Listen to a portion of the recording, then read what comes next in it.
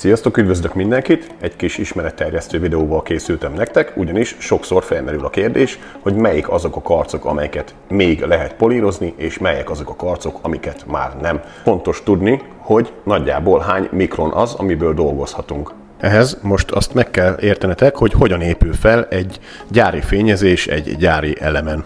El kell mondanom nektek, mi az a rétegvastagság, és hogy hogyan épül fel. Illetve, hogy mi az a mikron mértékegység, vagy egy mérőszám. 1 milliméter az 1000 mikron. Egy autó fényezése általában 100 és 120 mikron között van. Ettől van eltérés, van kevesebb és van több is. Most egy nagy átlagot fogok mondani, és nagyjából egy 100 mikronról fogok beszélgetni. Tehát egy gyári autó gyári fényezése 100 és 120 mikron, legyen az egyszerűség kedvéért 100 mikron. Egy emberi hajszál az pontosan nagyjából 100 mikron, egy közepesen vastag hajszál 100 mikron. Tehát egy autó gyári fényezése nagyjából egy emberi hajszál vastagságával megegyező. És akkor hogyan is épül fel a gyári fényezés? Indulunk az elemről, tehát a kaszniról, azt követi az alapozó, 20-30 mikron, követi a bázis, a szín, tehát ez adja meg az autó színét, ez 15 és 25 mikron között van, és a lak vastagsága az 40 és 50 mikron között van. Ez adja ki a teljes réteg vastagságot a fényezésnek. Az autó lakkozása egy emberi hajszál vastagságának kevesebb, mint a fele.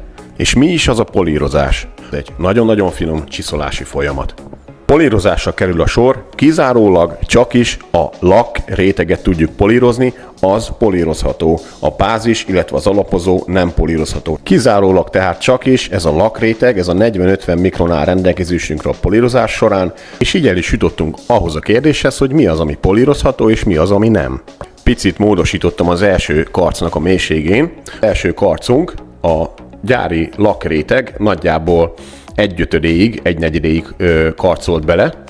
Ez az a karc, amit biztonságosan és fixen ki lehet polírozni. Nyomtalanul el fog tűnni a fényezésről. Következő karcunk, ami már ugye láthatjátok, belekarcolt a bázisba, tehát a színbe. Ez már nem fog kijönni ez a karc, de nem lesz feltűnő, hiszen még az alapozóba nem nyalt bele.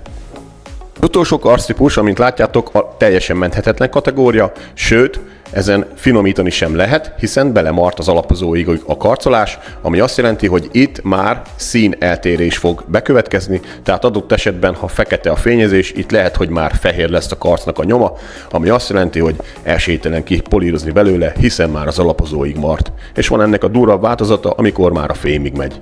Úgyhogy nagyjából ennyit a karcokról, nyilván lehet ezt még csicsázni, nem szeretném, hiszen ez egy tök alaptörténet, hogy mindenki értse, ezt megpróbáltam érthetően elmondani. Remélem tetszett, amit mondtam, ha hasonló tartalmakra kíváncsiak vagytok, iratkozzatok fel, kövessetek, lájkoljatok, köszönöm, sziasztok!